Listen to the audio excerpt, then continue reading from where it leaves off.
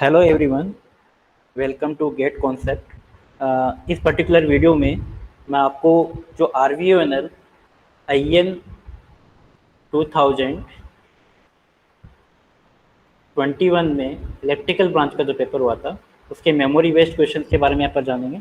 और अगर कोई एन की तैयारी कर रहा है तो ये वीडियो जो है उसके लिए बहुत इंपॉर्टेंट होने वाली है। और इस पर्टिकुलर पेपर के अंदर ये मेमोरी बेस्ड क्वेश्चन है और मेमोरी बेस्ड क्वेश्चन की हेल्प से आप यहाँ पर जो है इंपॉर्टेंट टॉपिक जो है वो आप देख सकते हैं। ठीक है, तो अपन स्टार्ट कर रहे हैं सर्किट एनालिसिस के फर्स्ट क्वेश्चन पे। In the first question, in the network given and find the power dissipated by 9 ohm resistor and using the superposition theorem, right?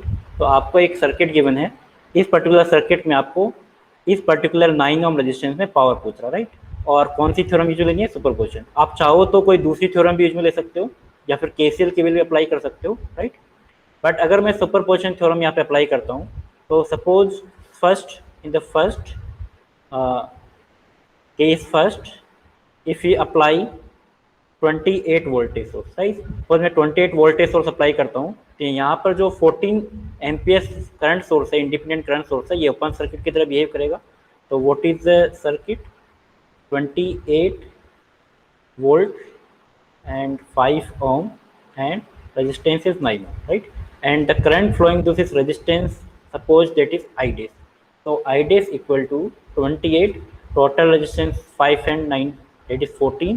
So what is the current? 2 ampere, right? When we are applying 20 volt source, right? In second case, if we are applying the 14 amperes current source, then this particular voltage source become short circuited, right? So in this particular, we have short circuited this voltage source, right? So I am shorting this voltage source, so this becomes short, and this resistance is 5 ohm, and this resistance become 9 ohm, and current source is applied is here, that is 14 ampere, right?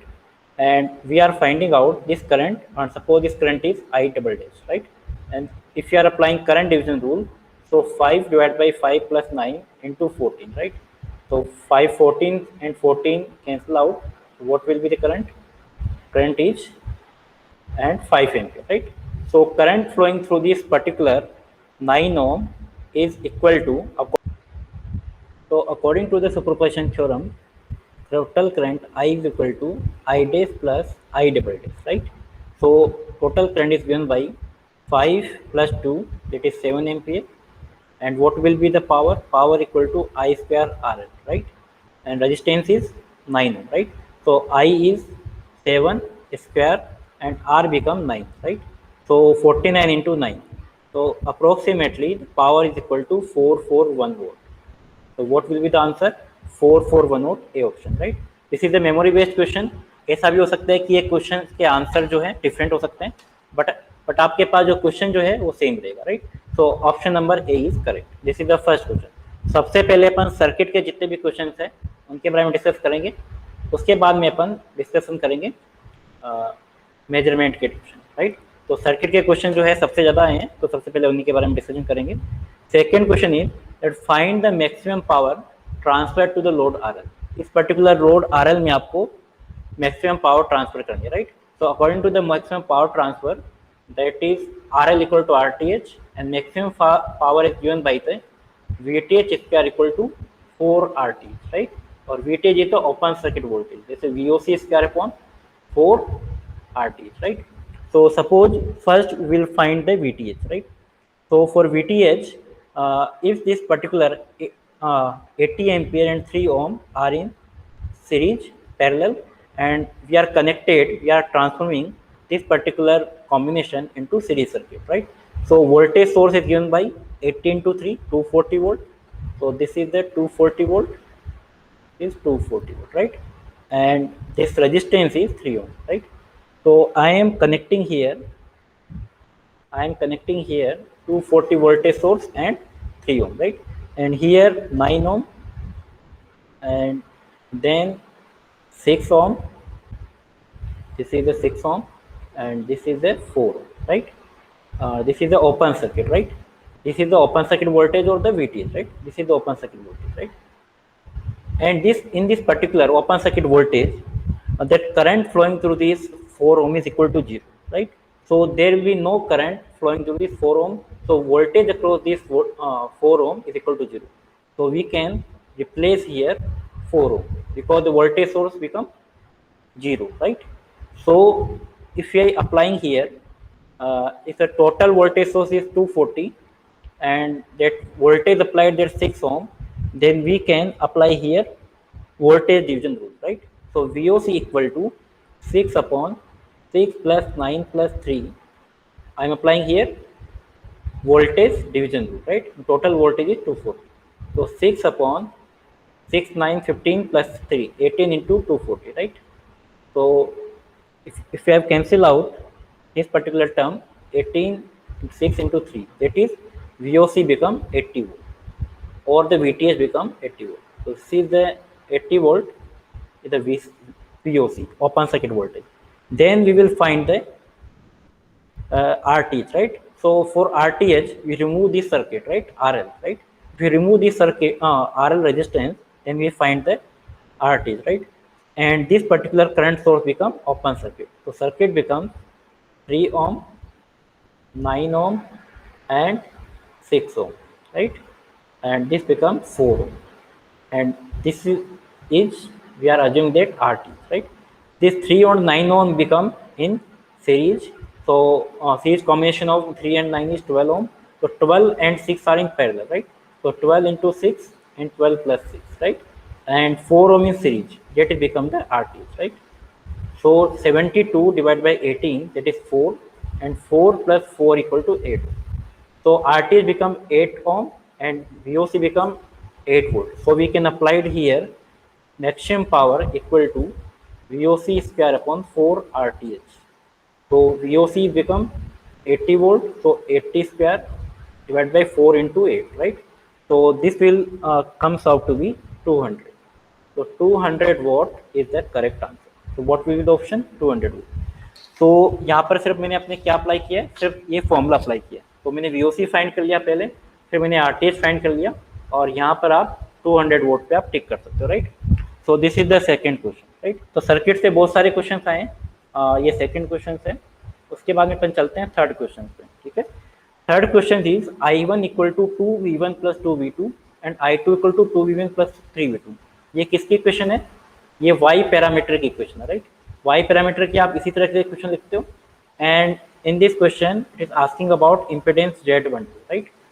So this particular if I am transforming this equation into matrix form, then this become I1 I2 equal to 2 2 2 and 3, right, and V1 V2, right.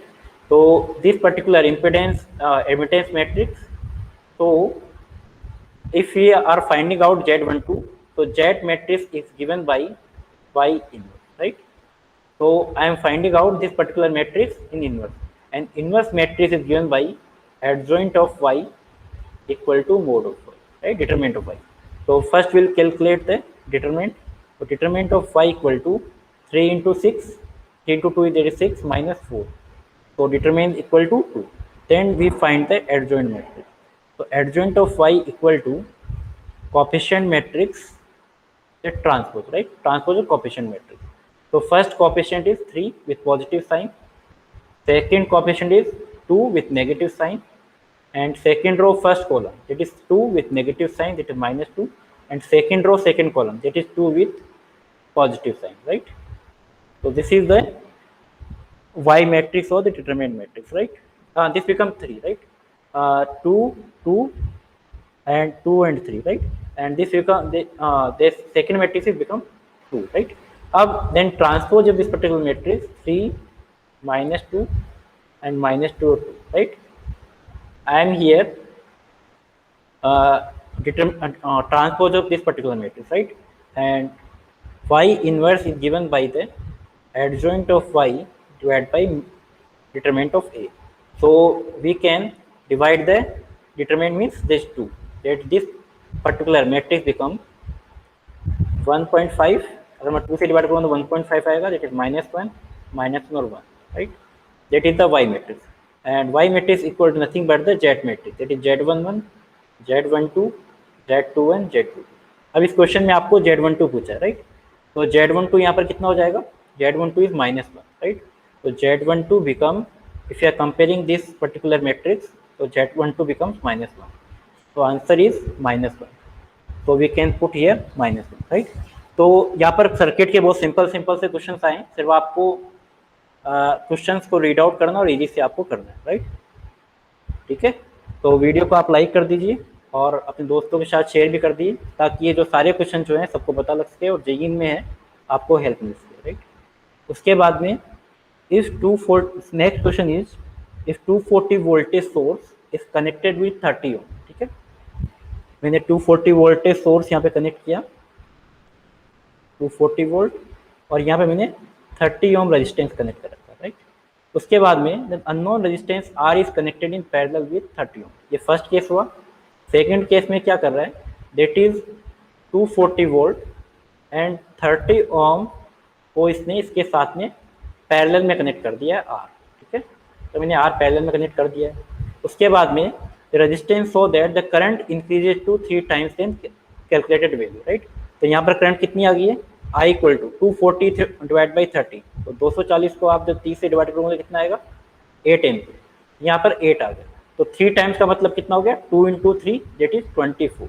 इसका मतलब यहाँ पे जो current आ रही है that is 24 ampere, ठीक है? तो 24 एम्पियर करंट आ रही है, 240 वोल्टेज है, then resistance, equivalent resistance become 240 divide by 40, 24, that is 10 ohm, right? So this combination become 10 ohm. It is 30 into R, 30 plus R, parallel combination R1 R2 upon R1 plus R2 equal to total resistance 10 ohm. So you can multiply or you can cancel out to, that is 3. So 3R equal to 30 plus R. So 2R become 30 or R equal to 15 ohm.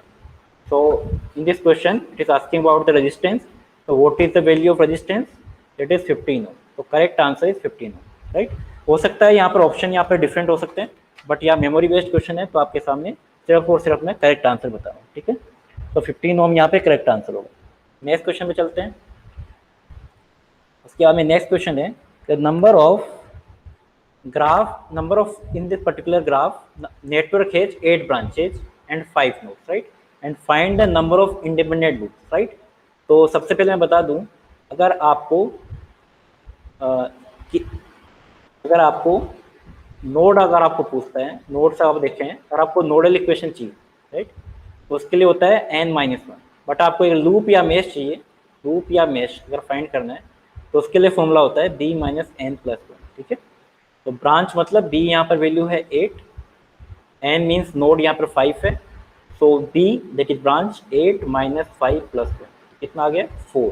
या mesh या loop अगर आपको find करना है, यहाँ पर loop की बात कर रहे हैं, तो लूप इज 4, तो correct answer is simple formula based question है, ग्राफ से आया है सर्किट में। तो सर्किट के अभी 5 क्वेश्चन हो चुके हैं, राइट? तो सर्किट के क्वेश्चन अपन चल रहे हैं।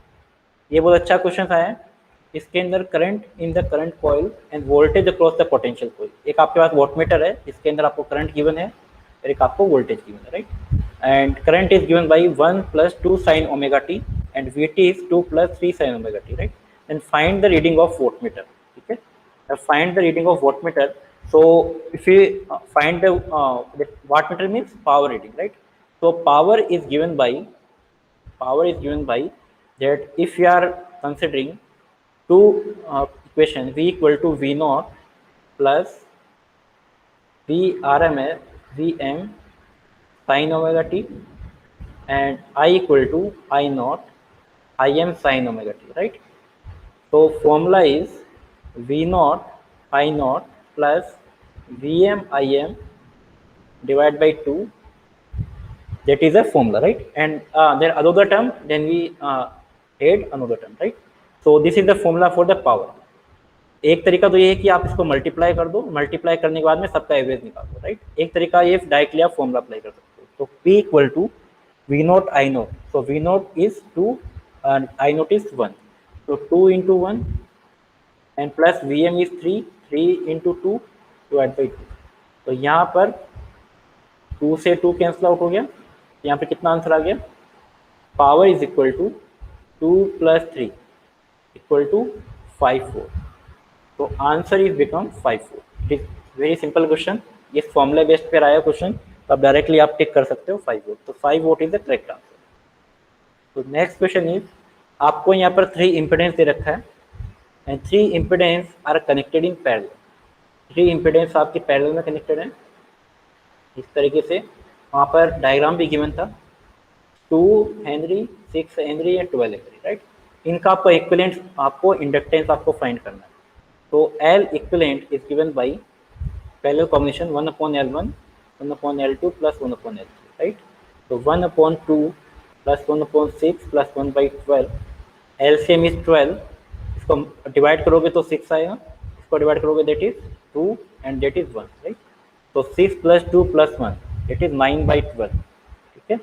1/L इक्विवेलेंट, इसको कैंसिल आउट कर दो आप 3 से, तो 3 एंड 3 डिवाइड बाई 4, तो L equivalent equal to 4 divide by 3 that is equal to 1.33 ohm और henry. This is inductance, that's why it is Henry.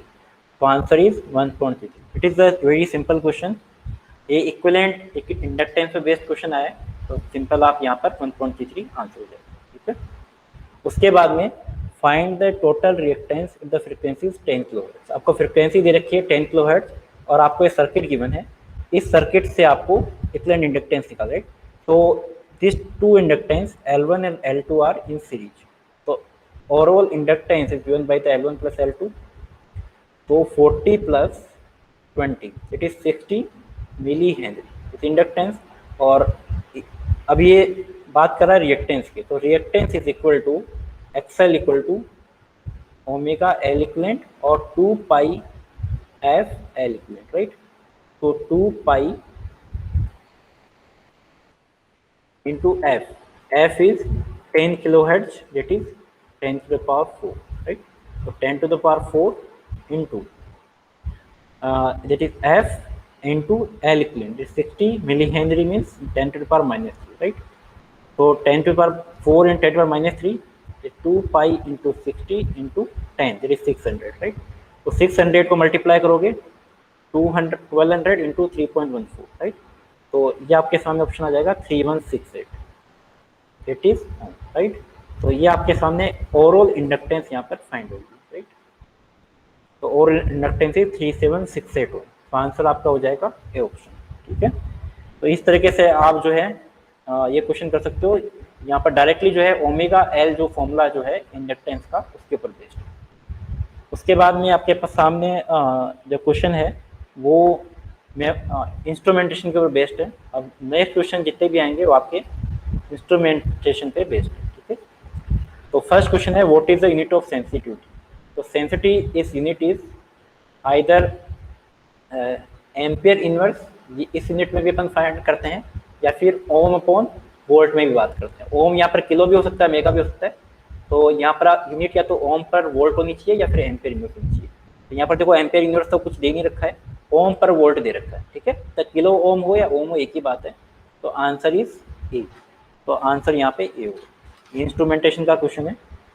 उसके बाद में आपको दे रखा है what is the value of shunt resistance connected in parallel with ammeter to extend the range of current. ये आपके पीएमएमसी इंस्ट्रूमेंट में बेस्ड है। इसके अंदर आप जब रेजिस्टेंस आरएसएच कनेक्ट करते हो किसी मीटर की रेंज बढ़ाने के लिए, इंक्रीज करने के लिए, तो फॉर्मूला होता है RSH equal to RM upon M-1 and here M is given by the I divide by IA, ठीक है। तो डायरेक्टली आपको फॉर्मूला यहाँ पर पूछा है, तो डायरेक्टली आंसर कौन सा हो जाएगा, ए ऑप्शन, ठीक है। तो A option A is correct because exactly जो है आपको यही आपको फॉर्मूला गिवन है, तो ऑप्शन इज ए, ठीक है। तो आप यहाँ पर देख सकते हैं इजी क्वेश्चन आए हैं। अब ये अच्छा क्वेश्चन है, इसमें है which voltmeter have the least resistance. आपको रेजिस्टेंस की लीस्ट वैल्यू बताना, राइट। और यहाँ पर V वोल्टेज और पावर दे रखा है, राइट। आपको बताया power equal to V² by R, V² divide by R, and resistance equal to V² upon P, right.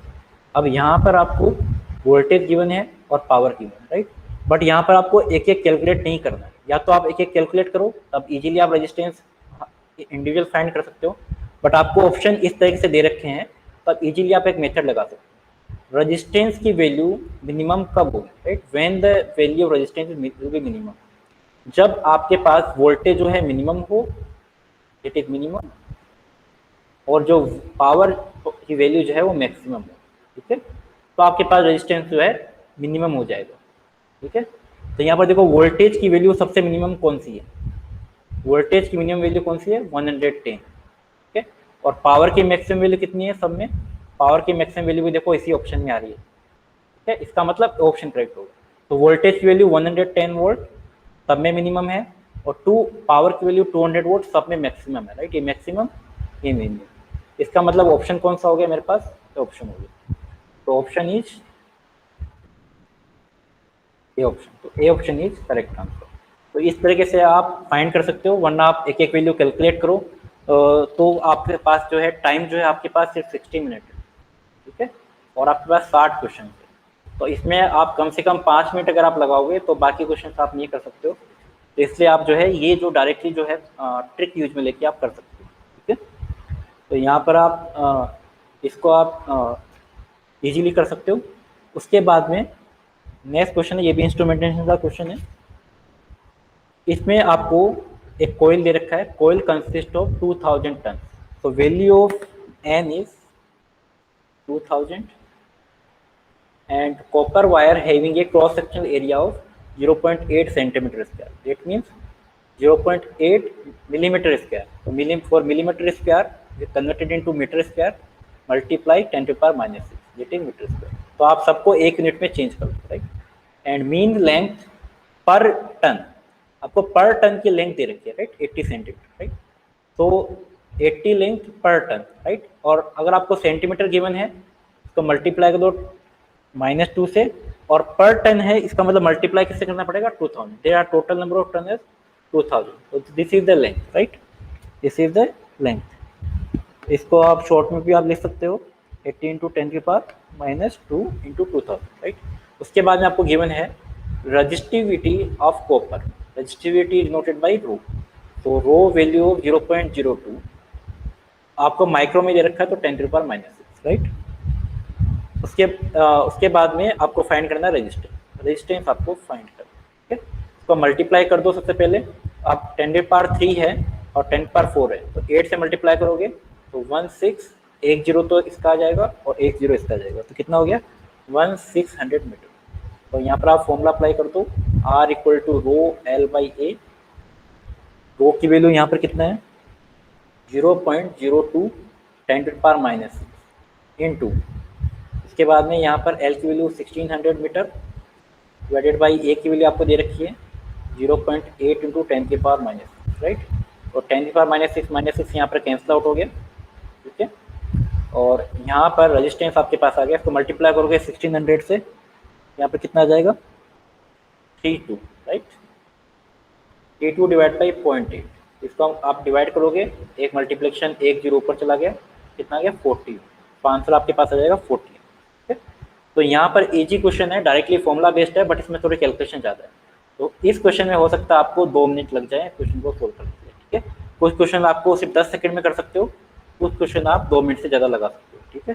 तो ये क्वेश्चन थोड़ा कैलकुलेटिव है, तो यहाँ पर आपको थोड़ा यहाँ पर टाइम देना पड़ेगा क्वेश्चन को, ठीक है। तो आप ठीक है, इसके बाद में चलते हैं नेक्स्ट क्वेश्चन पे।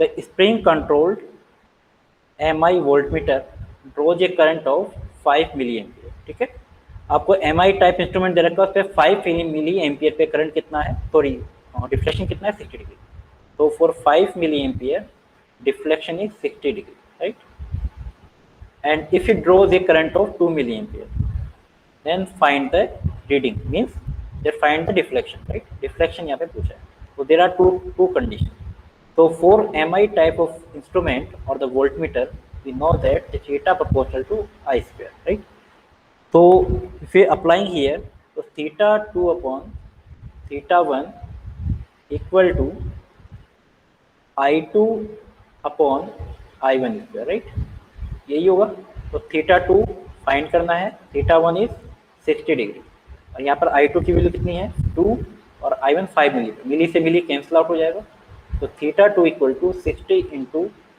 4 डिवाइड बाई 25, राइट। तो 64 दैट इज 240 डिवाइड बाई 25, तो आ जाएगा 9.8 डिग्री। तो answer deflection is for 2 milli ampere is 9.8 degree, right. ये आपके पास आंसर आ जाएगा। तो इस तरीके से आप डायरेक्टली जो है इस फॉर्मूले से, क्योंकि एमआई टाइप इंस्ट्रूमेंट के लिए theta proportional to I square होता है और पीएमएमसी के लिए थीटा प्रोपोर्शनल टू करंट होता है, ठीक है। तो हो सकता है जेईन वाले क्वेश्चन में इसके ऊपर बेस्ड क्वेश्चन ना जाए। तो एमआई टाइप पीएमएमसी इंस्ट्रूमेंट, जितने भी इंस्ट्रूमेंट जो है और उनकी जो इक्वेशन आपको याद करनी है, राइट। तो आप एक वीडियो को एक लाइक कर दें और शेयर कर दें ताकि ज़्यादा से ज़्यादा लोगों को ये जो वीडियो के बारे में पता लगे, ठीक है। और जेईन में आप इजीली जो है अच्छा स्कोर कर सकते हो।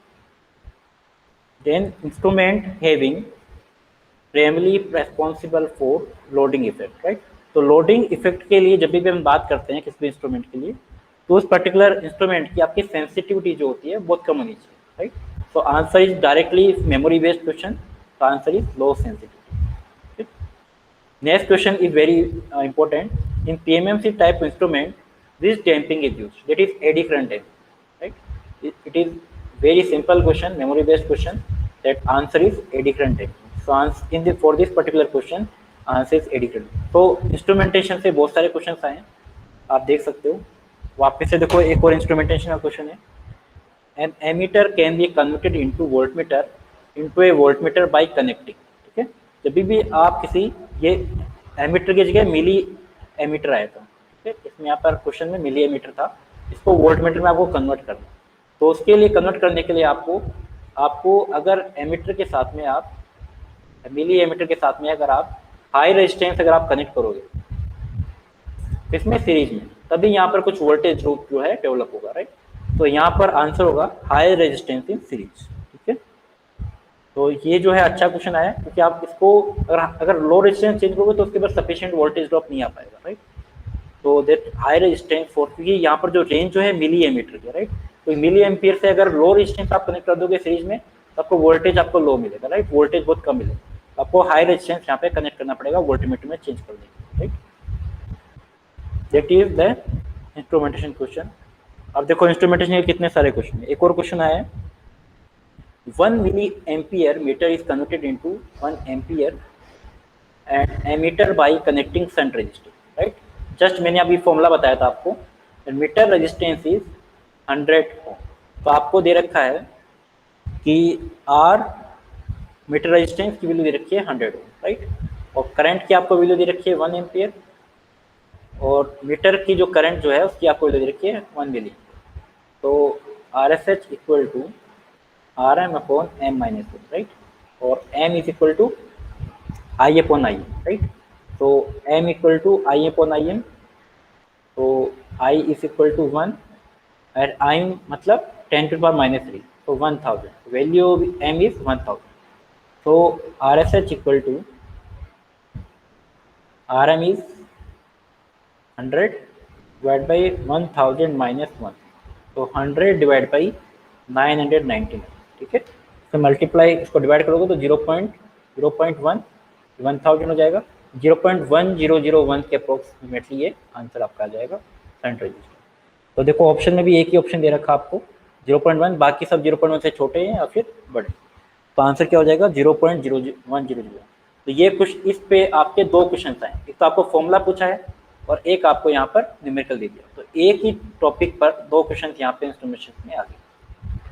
उसके बाद में देखो हो सकता है जेईई में भी इस पे क्वेश्चन आ जाए, तो इस पर आप क्वेश्चन 2-3 ट्राई कर लेना। An energy meter with a constant of, ये क्वेश्चन देखो 2018 में भी आया, सेम क्वेश्चन रिपीटेड, ये सेम क्वेश्चन 2018 में भी सेम रिपीटेड क्वेश्चन आया। An energy meter with constant of 600 revolution per unit used for energy measurement, it takes 5 revolution in 20 second and find the energy consume for an hour. Energy consumed for an hour का means it is asking about the power, right. और 1 our का मतलब ये power की बात कर रहे हैं। तो यहाँ पर आपको एनर्जी कांस्टेंट गिवन है, तो आपको पता है that for in 20 second the revolution are 5 revolution, right. And if you are talking about the 1 hour, it is 3600 second. 43600 second is second, तो फिर 5/20 इंटू 3600, राइट। तो इसको आप कैंसिल आउट कर दो 2 से, तो कैंसिल आउट करोगे तो कितना आएगा, 180 आएगा। तो 180 से मल्टीप्लाई करोगे तो 900 revolution. That means that for 1 hour that revolution are 900 revolution, right? And for it is asking about the 600 revolution. So we know that for 900 revolution, right? For 900 revolution, we know that for 600 revolution, it is completed per unit, right? Consumed power is 1 unit, right? And for 900 revolution, that unit becomes 1, so 600 revolution 1 unit, for 900 revolution 1.5. So answer is 1.5, right? तो answer यहाँ पे 1.5 unit आया, ठीक है। ये question दोबारा repeat हुआ है, 2018 में जेईई में भी क्वेश्चन आया था सेम क्वेश्चन, और 2021 में भी सेम क्वेश्चन आया, ठीक है। तो ये वाला क्वेश्चन हो सकता है कि आपका जेईई में भी आ सकता है, ठीक है। Next is conductively modulated field effect transistor is also called, ये conductively modulated अपन FET की बात करें, ठीक है, तो इसकी जगह इसको अपन कह सकते हैं, ये सिर्फ और सिर्फ IGBT की तरह इसको अपन कह सकते हैं, IGBT की तरह बिहेव करता है। तो answer is IGBT, insulated gate bipolar transistor. तो answer is IGBT। It's a memory based question. Next question is for EDC। EDC के क्वेश्चन आने लगे हैं। Which option has cases of FET। तो अपन FET की बात करते हैं, तो FET use operate for the majority charge के लिए, always for the majority charge के लिए। तो answer is option, right. if I'm talking about the FET, so for it will operate for the majority charge के लिए। Next question is the triac is a device with X edge. You already know that the thyristor is the anti-parallel combination of the thyristor, right? Anti-parallel combination thyristor and with the common gate, right? तो first option में आपको दे रखा है thyristor in anti-parallel with common gate, right? दो thyristor जो आपके वो anti-parallel में होते हैं, ठीक है, और इसका जो गेट होगा आपका पास कॉमन रहेगा, that is triac, right. Option A is correct answer. For in this particular question, ABDC का क्वेश्चन है, that for voltage shunt feedback, what is the effect of on input and output impedance, right? So of input and output impedance, so we know that input impedance depend upon the mixing, right? If mixing is series, then impedance is increased, and mixing is shunt, then impedance is decreased. So in this particular shunt feedback, that means decreases, that is input impedance decreases, right? If you are talking about output impedance, so depending upon the which type of feedback, that is voltage, right? So just for the voltage, that is decreasing output impedance, or for the current sampling is depending upon the sampling, right? So voltage sampling we are using, so for voltage sampling output impedance decrease, for current sampling output impedance increase. So for the voltage sampling output impedance is decrease, so decrease is the answer। तो option D is the correct, ठीक है। ये हो सकता है आगे भी question आ सकता है। द इनपुट वोल्टेज, ये आपका पावर इलेक्ट्रॉनिक्स का ऑप्शन है, तो पावर इलेक्ट्रॉनिक्स में input voltage of the chopper is 20 volt. Input voltage, that is Vs is 20 volt, and output power is 16 volt. So output power is 16 watt, and efficiency is 80%. Efficiency is 80%, right? So we know that efficiency, it is talking about the input current, right? So efficiency is given by the power output upon power input, right? So power output is given by the V naught I naught, or the power input, and directly power output given है, so P naught upon Vs equal to Vs Is, right? That is efficiency. So efficiency is 80%, it is multiply with 100, right? So efficiency is 80 percentage, so 0.8 divided by 100, and P naught is 16, Vs is 20, and input current is I. So 20 into 0.8, 16, Is equal to 16. The value of the current is 1 ampere. So answer is, that is input current. So answer is input current. This answer is 1 ampere. ठीक है, simple question है. तो यहाँ पर आपका chopper से question आया है, तो जिसको एफिशिएंसी में आप इजीली जो है देख सकते हो. Next is, what is the main characteristics of tunnel diode. Tunnel diode की कौन सी कैरेक्टरिस्टिक्स होती हैं? तो टनल डायोड में आपको होता है that in the forward biased we have used for the negative region, right? In forward bias we use the negative resistance region. So negative resistance region in forward bias. तो first option is correct. तो always आपको ध्यान में रखना है कि for the tunnel diode forward direction में हमेशा negative resistance की तरह behave करता है, right? तो answer is A option. Next question is, electrical field intensity for transmission line at distance of y. It is given by the distance equal to 2 pi epsilon naught d. Here distance is y, so answer is q upon 2 pi epsilon naught into, it is not epsilon, it is epsilon naught. ठीक है, it is epsilon naught. तो एक ही option आपको दिख रहा है, it is distance is y. तो एक ही ऑप्शन दिख रहा है, ऑप्शन नंबर ए. ये EMFT के ऊपर भी क्वेश्चन पूछा. Next question is, in resonant in control system damping ratio is, zeta आपको दे रखा है 0.6, कंट्रोल सिस्टम के क्वेश्चन में, एंड आपको पूछा है फाइंड द रेजोनेंट पीक.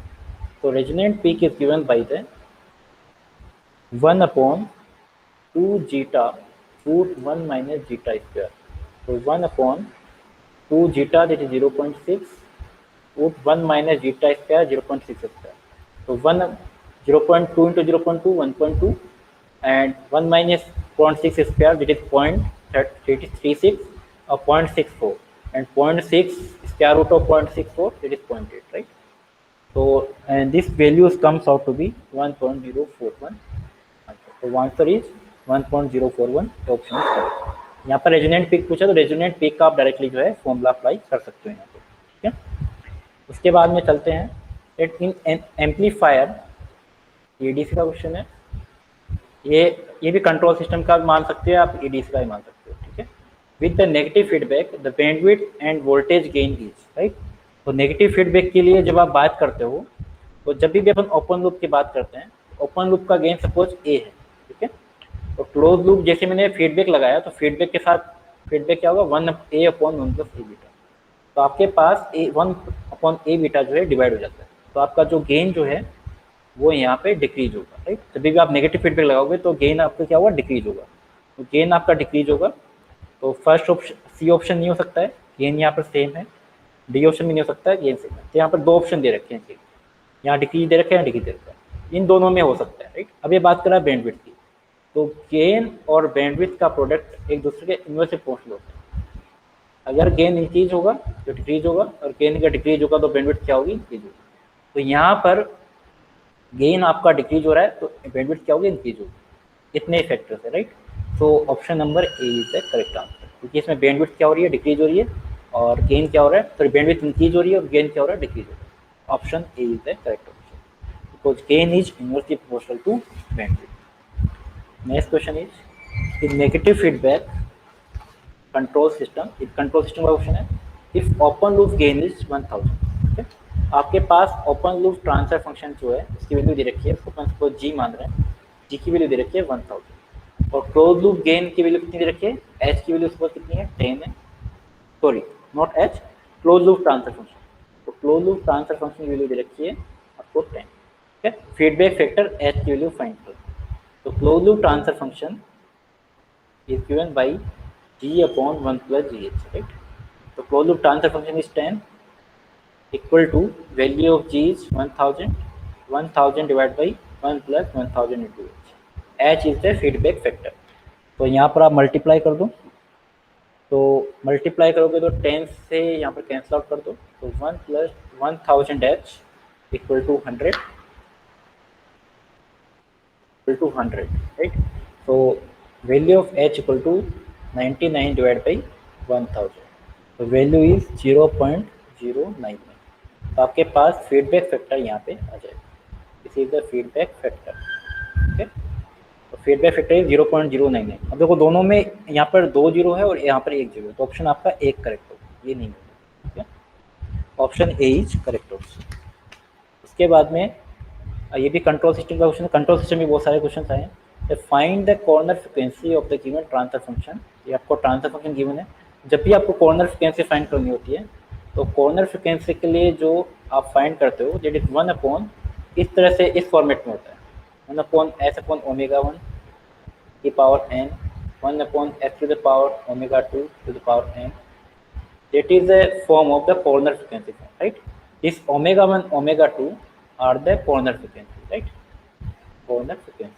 अब यहाँ पर देखो, यहाँ पर डायरेक्टली यहाँ पर दे रखा है, दिस 5 इज ω1, राइट? तो this particular omega equal to 5 is corner frequency. ठीक है, तो यहाँ पर आप जो भी यहाँ पर आप लिख रहे हो, तो एफ के जस्ट नीचे आपके पास ये फैक्टर यहाँ पे 1 होगा, ये देखो 1 बन रहा है। उसके बाद में ये this particular frequency is corner frequency. Answer is 5, first option is correct. तो कॉर्नर फ्रीक्वेंसी का भी डायरेक्ट क्वेश्चन आया। Next question is find out, ये कंट्रोल सिस्टम क्वेश्चन है, find out the number of asymptotes, the total number of poles are 7, 0 जार 3। तो poles आपको 7 given है, 0 3 है। तो number of asymptotes, value of the number of asymptotes equal to p minus z, number of pole minus number of zeros. Here p is the number of poles and z are the number of zeros. So 7 minus 3, a equal to assignment number of assignment is 4. So answer is 4. यहाँ पर option में 4 option answer है। ठीक है, उसके बाद में ये अब मशीन के क्वेश्चन आ रहे हैं। मशीन के भी ज़्यादा क्वेश्चन नहीं आए, कि सर्किट इंस्ट्रूमेंटेशन कंट्रोल इनके ज़्यादा क्वेश्चन आए। ईडीसी मशीन के 2-3 क्वेश्चन आए। As the load on the synchronous motor increase in torque होंगे, हमेशा आपको ध्यान रखना है, अगर सिंक्रोनस मोटर पे अगर इंक्रीज कर रहे हो आप लोड को, आपको ध्यान रखना है हमेशा जो टॉर्क एंगल है वो हमेशा इंक्रीज होगा, ऑलवेज इंक्रीज, नॉट डिक्रीज। और ये ऑप्शन नहीं हो सकता है, ऑलवेज इंक्रीज। तो आंसर इज ए। उसके बाद में dielectric stress will be maximum in underground cable, ये पावर सिस्टम का क्वेश्चन है। तो अंडरग्राउंड केबल की केस के अंदर जो डाइलेक्ट्रिक स्ट्रेस होती है, अब वो मैक्सिमम कब होगी? Surface of the conductor, right? That is the surface of the conductor always. ठीक है, तो option A is correct answer. It is a memory based question. Okay, what will be the value of current deflection coefficient, ये power system का question है, of open ended line. तो open ended line के लिए formula होता है the current reflection coefficient equal to z0 minus zl divided by zl plus z. Here open-ended line is zl tending to infinity. तो 1 minus zl से मुझे divide करना है, तो zl से आपको डिवाइड करोगे तो फर्स्ट वाली टर्म जो है z0 upon zl -1 and 1 plus z0 divide by zl, right? यहाँ पर आप डिवाइड करोगे तो zl इन्फिनिटी करोगे तो यहाँ पर क्या हो जाएगा? 0 0 -1 1 प्लस 0, तो answer is -1। Current reflection coefficient is -1 या -1 डायरेक्टली आप टिक कर सकते हो। ठीक है, क्योंकि मैंने ओपन एंडेड लाइन है तो इम्पिडेंस यहाँ पर इन्फिनिटी हो जाती है, infinite always impedance is infinity. Load impedance यहाँ पर आपके पास ओपन सर्किट है, मतलब ओपन सर्किट का केस में जो लोड इम्पिडेंस होगी ऑलवेज इन्फिनिटी। ठीक है, इस तरह से आप इम्पिडेंस कनेक्ट कर रहे हो तो ओपन इम्पिडेंस में इन्फिनिटी हो जाएगी। Next question, as heater of 1000 watt which is operated on daily basis in 4 hours। ठीक है, ये 4 नहीं 4 hours होगा, इसको करेक्ट कर लेना। ये FOUR हुआ 4 hours, राइट? FOUR 4 hours। ठीक है, अब 1000 वोट जो है वो 4 घंटे के लिए अपन यूज में ले रहे हैं डेली बेसिस पे। ठीक है, इसका मतलब डेली की कितने यूनिट होगी? डेली बेसिस पे यूनिट, डेली बेसिस यूनिट कितनी होगी? 1000 divide by into 4 divide by 1000, kilowatt hour में निकालते हैं 4।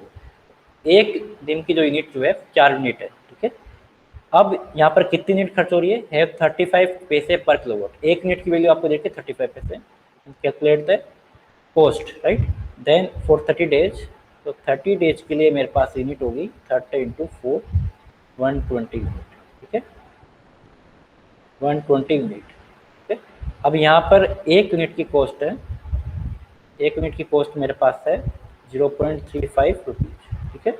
इसका मतलब 120 यूनिट की वैल्यूज कितनी हो जाएंगी, फॉर 120 यूनिट 120 इंटू 0.35, तो इसका मल्टीप्लाई हो गया तो 420, एक यहाँ पर कैंसिल आउट हो जाएगा, दैट इज 48 रुपीज़, ठीक है। तो 42 रुपीज़ 42 रुपीज़ यहाँ पर आंसर हो जाएगा, ठीक है। तो यहाँ पर ये जो है UP utilization of electrical power से, पावर सिस्टम से क्वेश्चन आएगा।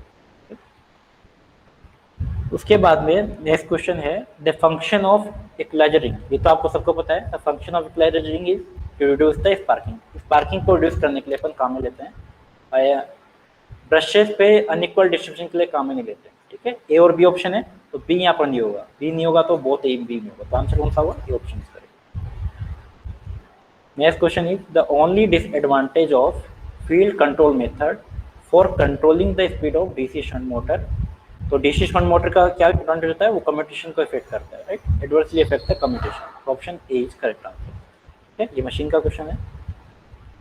उसके बाद में ये भी मशीन का क्वेश्चन है, an over excited synchronous motor at no load condition acts as a synchronous condenser, तो answer is A is correct. तो हमेशा ओवर एक्साइटेड केस के अंदर नो लोड की मैं बात करता हूँ, तो ऑलवेज जो सिंक्रोनस मोटर है ओवर एक्साइटेड कंडीशन में किसकी तरह बिहेव करेगी, सिंक्रोनस कंडीशन, ये न रिएक्टर की तरह, न रजिस्टर की तरह, न थर्मिस्टर की तरह। Consider a galvanometer is connected to the rotor of a 3-phase 4-pole 50 Hz induction motor. आपको इंडक्शन मोटर गिवन है and is making 120 oscillation in a minute. 120 oscillation in a minute का मतलब आपके पास रोटर की frequency आपको दे दी 120 revolution per minute, तो that is means 2 hertz is the frequency, right, and calculate the sleep, right, and total frequency is given is 50 Hz. So we know that rotor frequency is equal to S into F, right? And if you are finding out the slip equal to FR divided by F, right? So F is the 50 and FR is the 2H, 2 divided by 50. And slip in percentage, see the in option the percentage is given, right? So for percentage you have to multiply with 100, right? So 50 into 2, that is 4% is the slip. तो slip की value आप यहाँ पर easily find कर सकते हो, slip is 4%, right. तो ये भी आपके पास मशीन का क्वेश्चन है। Next question is the DC voltage supply provide 60 volt when output is unloaded, means no load condition. तो V at no load condition is 60 volt, right. When connected to the load the output voltage becomes 56, so at the full load condition it's 56, right? And find the voltage regulation. So voltage regulation is V no load minus V full load upon divided by V full load, right? So V no load means 60 minus 56 divided by 56, and for percentage multiply with 100. So 4 divided by 56 into 100, तो इसको आप cancel out कर दो, 1 divided by 14 तो 100 divided by 14, तो answer approximately 7.1% का answer. तो यहाँ पर ऑप्शन कौन सा हो जाएगा, option A is the correct answer. के बाद में नेक्स्ट क्वेश्चन है a salient pole synchronous motor is running torque wise at no load if it field excitation remove. अपन फील्ड एक्साइटेशन को यहाँ पे रिमूव कर रहे हैं, then it will rotate it, ठीक है। ऑलवेज यहाँ पर आपके पास दो टाइप की मोटर होती हैं, सैलिएंट पोल और सिलेंड्रिकल, राइट, सिलेंड्रिकल रोटर। तो जब भी मैं सैलिएंट पोल सिंक्रोनस मोटर की बात करता हूँ, उसके अंदर अगर अपन फील्ड एक्साइटेशन को रिमूव कर दें, एक्साइटेशन को अपन रिमूव कर दें, तो मोटर जो है एक तरह से रिलक्टेंस टॉर्क की तरह बिहेव करती है।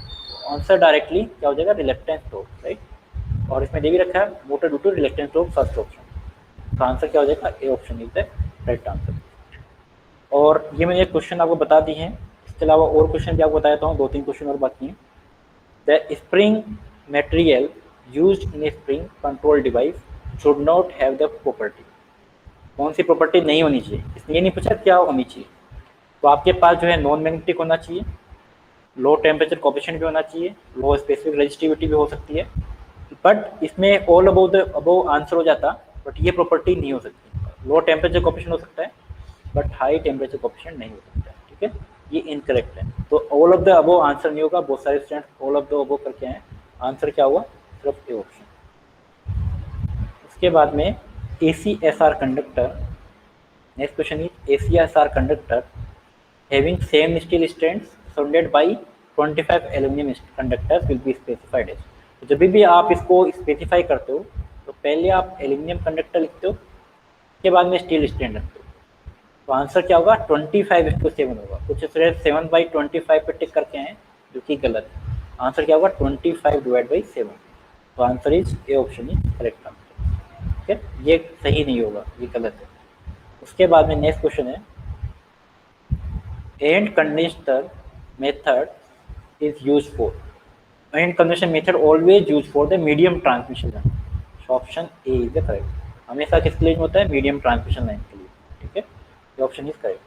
नेक्स्ट क्वेश्चन पावर सिस्टम का है, if the volume of the conductor is proportional to, तो वॉल्यूम ऑफ द कंडक्टर, अब इसमें यहाँ पर आपको देना चाहिए था कि कौन कौन से क्वांटिटी जो है कांस्टेंट है, बट इसमें यहाँ पर कोई भी कांस्टेंट क्वांटिटी नहीं दे रखा है। बट ये क्वेश्चन हो सकता है कि ये अगर कॉमन क्वेश्चन अगर क्वेरी आती है, हो सकता है कि ये क्वेश्चन जो है बोनस भी हो सकता है। बट इस क्वेश्चन में डायरेक्टली पूछा है तो ऑप्शन के हिसाब से अपन करेक्ट मान सकते हैं, बट ये क्वेश्चन जो है बोनस भी हो सकता है। तो यहाँ पर जो वॉल्यूम जो है, अगर ऑप्शन के हिसाब से देखें तो फर्स्ट ऑप्शन करेक्ट होगा, which is proportional to the square of the product of the voltage and power factor. तो volume is proportional to the 1 voltage and cos phi. V square cos square phi होता है, इसको अपन 1/v cos phi whole square भी कहते हैं। ठीक है, तो according to the option A is correct, और क्वेश्चन के अकॉर्डिंग जो है बोनस क्वेश्चन हो सकता है। ठीक है, तो अकॉर्डिंग क्वेश्चन के अकॉर्डिंग जो है inverse proportional to voltage square के प्रोपोर्शनल होता है, तो ये करेक्ट नहीं है। प्रोपोर्शनल टू वोल्टेज नहीं होता है, प्रोपोर्शनल टू पावर फैक्टर भी नहीं होता है, 1/cos स्क्वायर फाई होता है। तो according to the option A is correct answer. अब ये सारे क्वेश्चन मैं आपको बता चुका हूँ। ठीक है, और अगर आपको लगता है कि इसके अलावा कोई क्वेश्चन आपके पास है, अगर आपके पास लगता है इसके अलावा कोई क्वेश्चन आपके पास मेमोरी बेस्ड क्वेश्चन है, तो फिर वह आप हिंट के तौर पर यहाँ पर आप पेस्ट कर सकते हो।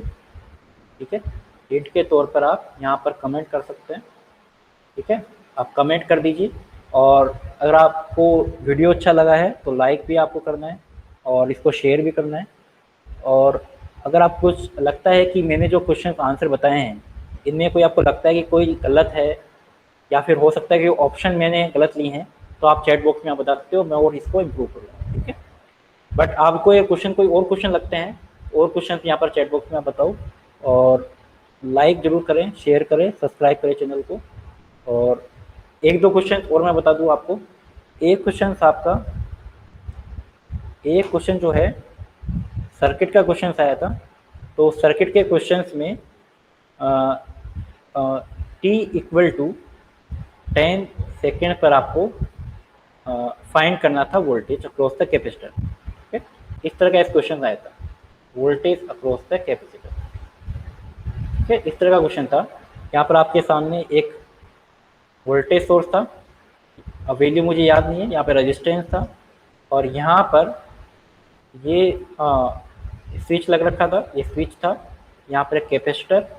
ठीक है, this is capacitor and this is A and B, और स्विच को मूव कर रहे हैं अपन ए टू बी, राइट। और यहाँ पर आपके सामने एक रेजिस्टेंस और एक यहाँ पर वोल्टेज सोर्स था। Value of the voltage source is 24, right. यहाँ पर कैपेसिटर था। अब यहाँ पर आप स्विच कर रहे हो ए से बी पर, राइट। तो उसमें बताना था कि t = 10 सेकेंड पर कितना वोल्टेज होगा, वोल्टेज अक्रॉस द कैपेसिटर। तो यहाँ जो आंसर आ रहा था इस क्वेश्चन का वो 15.6 वोल्ट आंसर आ रहा था। तो ये ऑप्शन अगर किसी का करेक्ट होगा तो ये ऑप्शन करेक्ट सही। एग्जैक्ट वैल्यू याद नहीं है, बट ये ऑप्शन आपका करेक्ट है। ठीक है, एक क्वेश्चन आपका इन्वर्टर में भी क्वेश्चन आया था, स्टैटिक इन्वर्टर का।